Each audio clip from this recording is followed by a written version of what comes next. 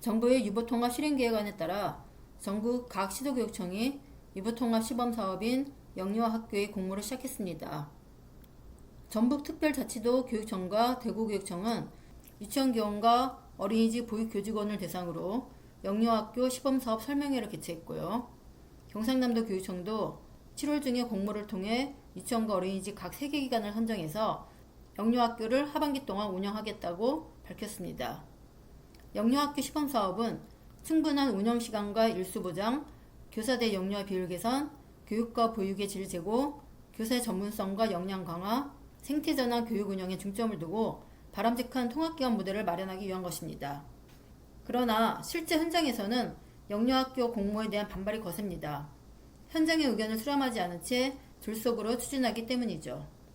정부는 원래 7월 초에 영유아학교 시범사업 운영을 안내하고 8월 중에 시범 운영기간을 선정한 다음 9월 초부터 영유아학교 시범사업을 시행하기로 했습니다. 그러나 현장에서는 이제야 안내 공문을 받았습니다.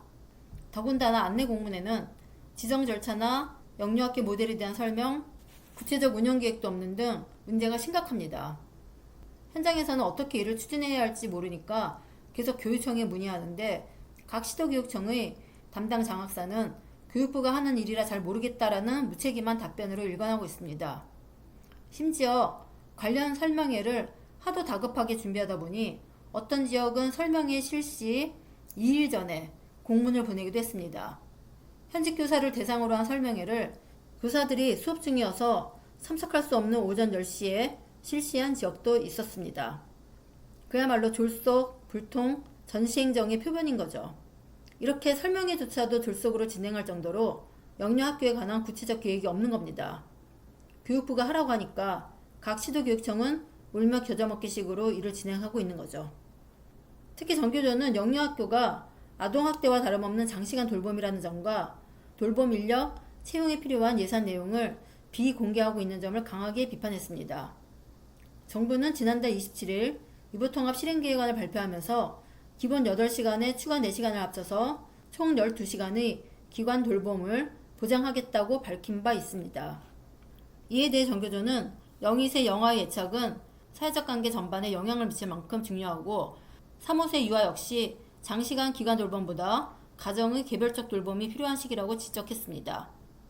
가령 기관 돌봄을 확대해서 가정 돌봄보다 더 우수하거나 적어도 같은 수준으로 영유아가 타인과 애착관계를 형성할 수 있도록 지원하려면 돌봄을 지원할 충분한 인력과 예산이 절대적으로 필요합니다. 그런데 교육부는 돌봄 확대만을 선언하고 막상 12시간 돌봄을 책임질 인력이나 예산에 대한 구체적 내용은 전혀 밝히지 않고 있습니다. 선언만 있을 뿐 구체적 실행 방안이 없는 겁니다.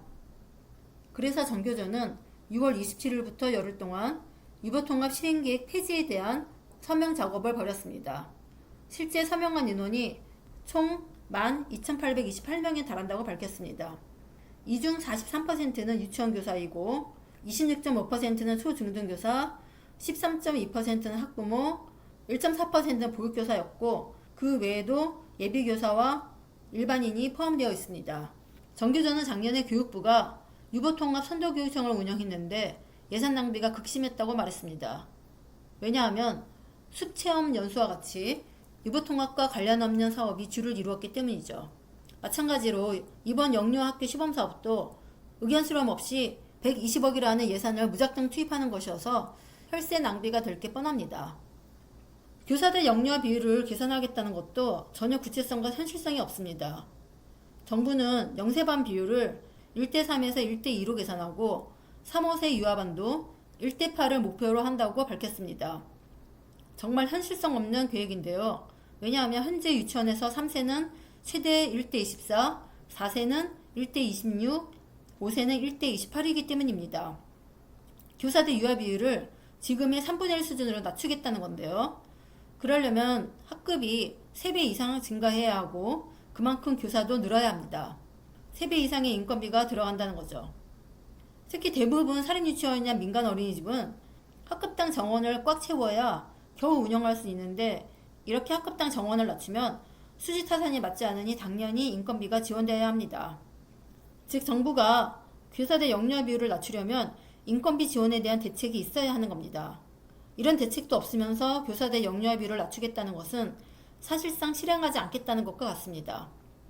예산도 없이 무엇을 하겠다는 것은 아무것도 하지 않겠다는 말과 같습니다.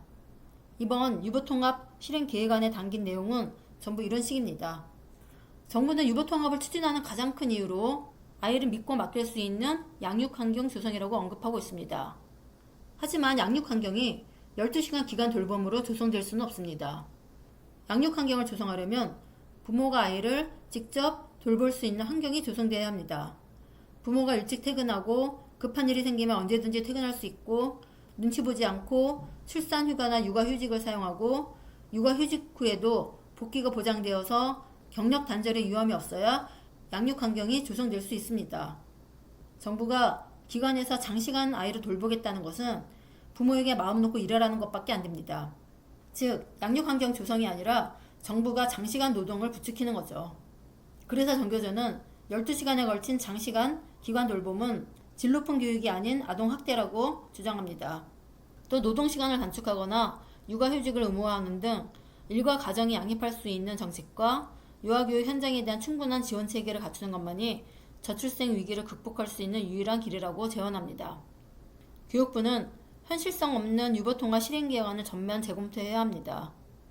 교육부는 유보통합의 목적이 유아교육의 공교육화 실현임을 되새기면서 유보통합과 관련된 모든 사업을 원점에서 재검토하는 것이 필요합니다.